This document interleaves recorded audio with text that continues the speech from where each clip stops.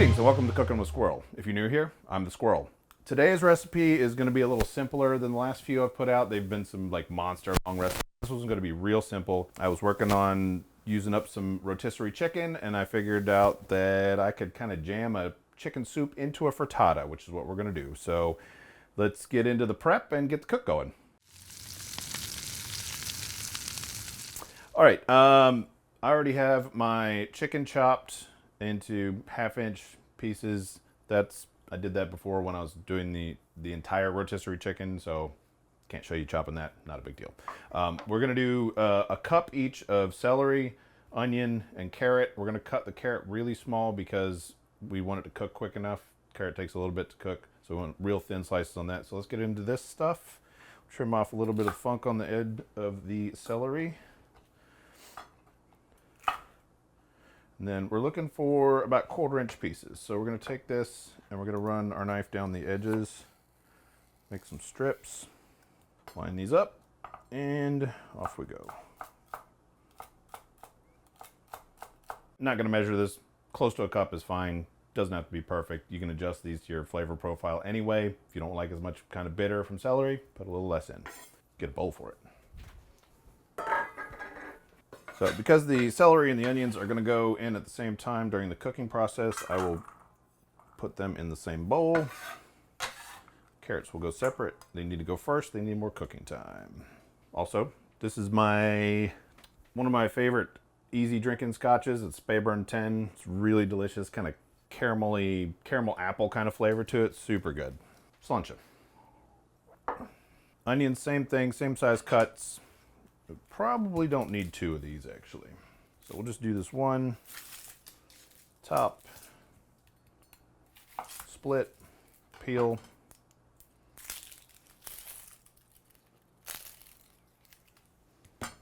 Quarter-inch verticals. Don't cut through to the root. That's a little too fat. Definitely dropping onions on my toe off the side of my blade. I seem to drop onions on the floor every time I shoot a video. That's our onions. That's pretty close to a cup. Close enough that I'm not going to measure it. Actually, that's more than a cup, so I'm not going to put all that in. Save some for another dish.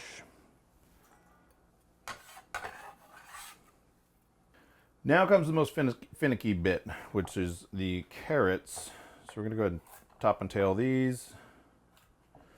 We want very thin slices on this, maybe 1/8 of an inch at the most, because carrots need a lot more time to cook than the other 2 vegetables, and we don't want to be here all day. So I'm going to split these down the center, and this first bit I will leave whole, and as they get fatter, I'll eventually split this again. Right about there.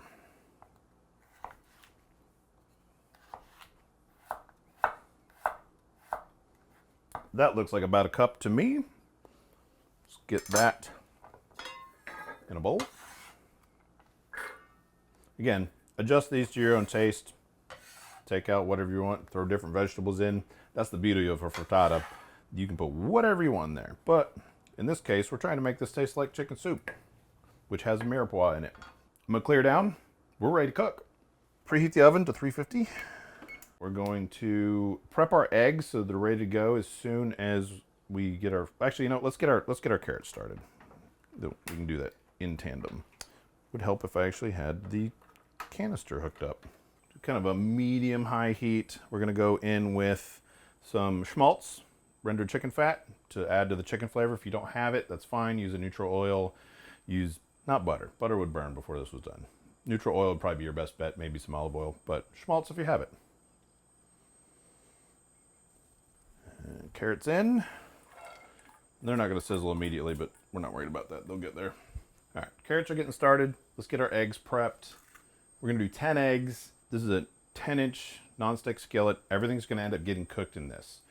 It will be close to the top, so you have to be careful, but it makes a really nice thickness of the frittata. So 10 eggs is the right number, along with some stock. All right, let's crack some eggs. I'll turn that down just a hair. That's a little hot. I'm going to saute, but we don't want to like put a ton of color on these. Now, if I was smart, I'd be doing this into a smaller container first, because I'm gambling on getting shells in this giant deep container. Oh, almost dropped a giant chunk in there. Last one. Wish me luck. We made it. So these carrots we're going to cook until they are just starting to get a little bit tender. They take significantly longer than everything else, so we're giving them a head start. Back to our eggs. I've got half a cup of homemade chicken stock. If you don't have homemade, use whatever you've got. Use some better than bouillon stock will work too. So we're going to go with this adds some moisture to the eggs. Without it, it's a little too dry and solid. So this will be perfect. And reinforces the chicken soup flavors. Now, I have an interesting ingredient here. This is premium bouillon, powder flavored with chicken. So this is a Chinese product. It has actual ground chicken in it. So it's got powdered chicken in it, and it's got bouillon in with that. It's fantastic. It's delicious. If you can't find it, you can often find a similar product in Hispanic markets, Latin markets. They also have a version of this. So you find like chicken bouillon with actual chicken in it. That would work as well. If not, some just regular, just replace it with a little bit of better than bouillon chicken or something like that. But if you can find this, get it. It's really, really fun. So we're going to drop 2 teaspoons of that in. Now, you can do this with a whisk, but you'll notice I'm not in a whiskable container. And that's because I'm going to use an immersion blender. It really, really makes your scrambled eggs perfectly smooth. Not necessary. I have one. I'm going to use it. If I didn't, I would just use a whisk in a bowl. All right, here we go. Pull the immersion blender up and down a few times. Make sure you get a vortex. As soon as it looks smooth, you're done. And that's about 1,000,000 times faster than whisking it. All right, our eggs are ready. Let's see how our carrots are doing. Got a little bit of color in our carrots. That's okay. Okay, carrots are getting, you can see they're getting soft now. So that's good. We're going to go ahead and get the rest of our veg in. We'll probably add a little more fat. So veg in. Another pinch of salt.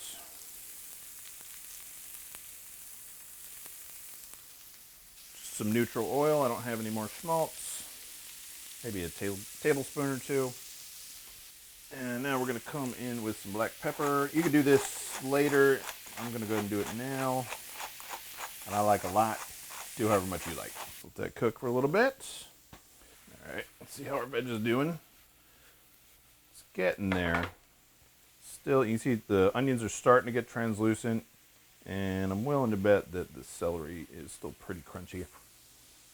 It is. So, need to go a little bit longer still. All right, veg is starting to look really good. The celery's gotten a little bit soft. I'm going to go ahead and go in with my chicken.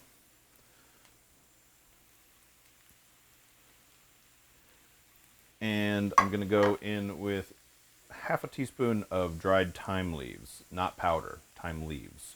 And we're going to get that kind of toasted in with the fats. Okay, this is pretty decent. Now we're going to turn this down. Okay, got that on low. Now, the next goal is to get our egg in here, get it mixed in with all this stuff, get it to just start setting a little bit, and then we'll finish it in the oven. So, egg in. Perfect. Now you have to be very careful at this point because this is very full. So I want to stir this to make sure that the ingredients and the egg are well combined. We don't have any spots where there's just a bunch of egg or there's just a giant pile of veggies. So I'm going to incorporate this gently. You can see we're getting some curds on the side. And I would call a frittata somewhere between an omelet and a quiche. Obviously there's no crust. It's not as, well, depending on how you do it, it's generally not as creamy, or, it doesn't have as much cream in it, although I do sometimes, as a quiche. All right, so I'm going to go ahead and pop this in the oven, and we will let it cook until it is no longer wobbly in the middle. Could be anywhere from 10 to really wildly variable depending on your oven and your pans and all that kind of stuff. So just check it every 5 minutes or so until you start to see it set, and then check it more often until it's fully set. So I'm going to go in to a 350 oven. Carefully, not to slop. And there it goes. All right, so while the frittata's in the oven, we're gonna make a simple chicken stock gravy, AKA a velouté. That's the fancy French word for it. We're gonna make a roux, throw some chicken stock in there, season it up with salt and pepper, and just super simple. And that gravy gives kind of the soup vibes to the already like chicken soup flavors that are in the frittata. Then you get the moisture from the gravy, you get real soup vibes from it. So let's make this real quick, won't take us long. So I have a small pan here, and I'm gonna throw 2 tablespoons of butter in to melt. Boop. And as soon as that's melted, we'll add 2 tablespoons of flour. All right, butter's melted. I'm gonna go in with our flour. We're gonna whisk that in. You could also use schmaltz for this. If you had it, I'm out of schmaltz. Butter works. Pretty much any fat will work. Equal parts by volume fat and flour, or other starches work as well. So we're just gonna toast this flour for a little bit in here. We're not looking for a dark roux. This is a blonde roux. Already very yellow because of the Kerrygold butter, which is very dark yellow. And that's about all we need there. We're gonna take 1.5 cups of good chicken stock, and we're gonna go in all at one time. It cools everything down. Nothing can coagulate until it comes back up to a boil. You will not get any lumps. In the words of Chef John from foodwishes.com, hot roux, cold milk. Well, I'm not using milk this time, but cold liquid, no lumps. So all in quickly, whisk it out. Now we're gonna bring it up to a boil, but while we're waiting for that, we're gonna go ahead and season this up a little bit. Start with a pinch of salt, cracks of pepper. Then we'll taste it and see how it goes. All right, so you can see we're up to a rolling boil. As soon as this comes up to a rolling boil, that's as thick as it's gonna get without cooking liquid out of it. So we're gonna turn it off, give it a taste. Don't burn yourself. And it's a little thin at this point, but it will thicken up as it cools. So err on the side of a little thin because you kind of want that soup vibe. Pretty good. Good chicken stock makes a lot of difference here. Plenty salty, maybe a little more pepper. I am a pepper fiend after all. There we go. I'm gonna set this to the side, and I'll see you when the frittata is ready to come out of the oven. All right, while the frittata is finishing up, I'm gonna mince some parsley real quick for a garnish. Just kind of not a super fine mince, maybe more of a rough choppy kind of thing. Good enough for me. All right, I'm gonna show you guys what it looks like when this starts to set, but it's still not fully set. So you can see, here we go. The edges are set, but it's still very wobbly in the middle, but it's starting to get there. So we're gonna start checking on this more often now because it's getting close. All right, here we go. All right, you can see no wobble, perfectly cooked, just set. Now we need to get it out of here. All right, now we're gonna do a frittata flip. Board on top, hand on it, confident. And of course it's gonna stick on my video. All right, we're going back over. We can fix this. That's 2 videos in a row when I'm just screwing stuff up. All right, so if you're smart, you'll loosen this before you try and flip it. So we're gonna go around the edge, give it a little start. And now that we have the edges, I'm gonna grab this, I'm gonna give it a little shimmy, see where it's stuck. So we've got a little bit of sticking on this side. Apparently, I might need a new non-stick. Just kind of work at it until you get it loose when it shimmies. All right, now she's loose. All right, let's try that again. Over, confidence. There it goes. Yep, I need a new pan apparently. Not as pretty as I was hoping. So, have a new pan. Normally I serve this face up, but because my pan's stuck, I'll show you how to fix that. There's always a way around it. We are gonna let this cool a little bit before we cut it. I'm gonna go into 6ths because I think that'll be the prettiest. Now, if you didn't screw yours up like mine, you can serve it this side up. If you did screw it up like I did, we will take a slice out. Over she goes. There it is, nice and pretty on that side. So we're now going to take, now we've got our gravy. Give it a nice pour of gravy. Now, if you're not trying to make this look pretty, the best way to do this is serve it in a ramekin. But this is YouTube and Instagram and all that stuff, so pretty. And then our fresh. Camera eats first. Taste test. See, it's really tender, really good dispersion of all those ingredients. A little gravy, a little parsley. It's probably gonna burn my mouth horribly. I just realized this just came out of the oven. I'm gonna do it.